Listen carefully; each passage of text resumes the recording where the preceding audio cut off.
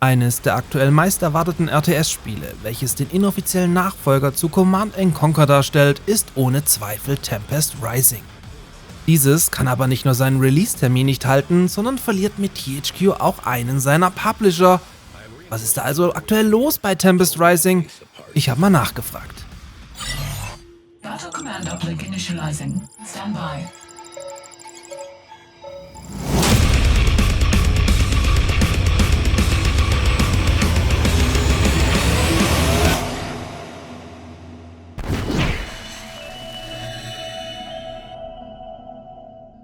Es war brachial geil und ich hatte ohne Ende Spaß. Anders kann ich das tatsächlich nicht beschreiben.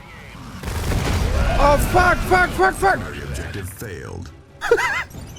Mit einer Playable Preview, in welche wir völlig aus dem Nichts nach dem THQ Nordic Digital Showcase 2023 geworfen wurden, durften alle Mitte August erstmals Tempest Rising in Form der ersten GDF-Mission anspielen.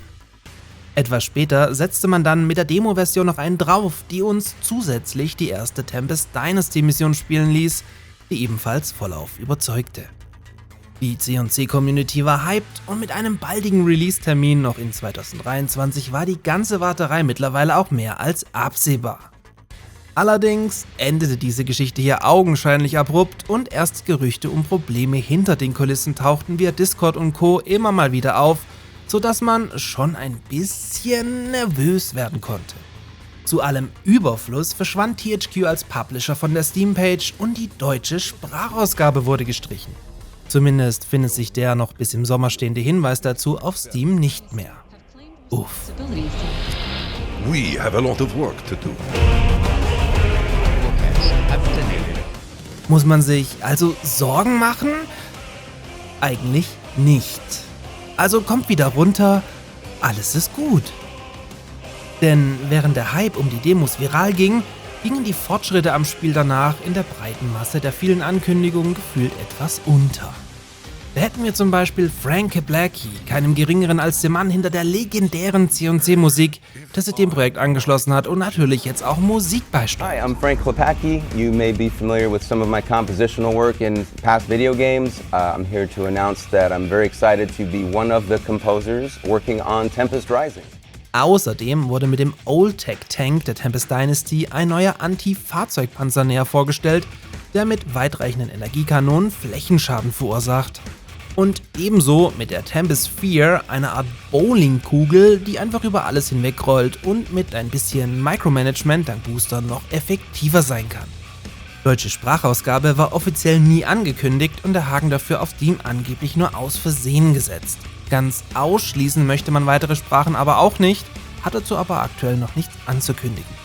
THQ Nordic ist zwar als offizieller Publisher raus, hat das aber im Guten nur lediglich an 3D Realms umgelagert, mit denen man weiterhin zusammenarbeitet.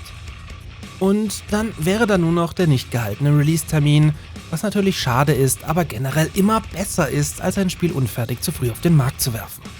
So war das Feedback aus der Demo zum einen Fluch und zum anderen ein Segen. Denn durch das enorme Feedback gab es neben viel Lob aus der Hardcore-C&C-Community auch viel konstruktive Kritik, die man unbedingt noch vor Release ins Spiel einbringen möchte. Tempest Rising soll neben 2 spannenden Kampagnen für Singleplayer-Spieler später vor allem im PvP funktionieren und eben ein gutes multiplayerfähiges RTS werden. Da man teilweise nochmal tiefer an den Code ran muss, gibt es vorher auch keinen neuen Release-Termin. Allerdings wurde im gleichen Atemzug Playtests und Beta-Tests angekündigt, um hier nichts dem Zufall zu überlassen, und das klingt doch dann alles in allem durchaus positiv. Ich hänge mich weiter dran und werde in den News berichten, sobald es Neuigkeiten zu Tempest Rising gibt. Daher gerne ein Abo dalassen, damit ich diese News dann auch erreichen kann, und bis zum nächsten Mal.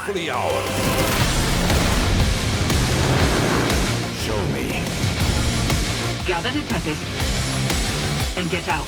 Send the data now!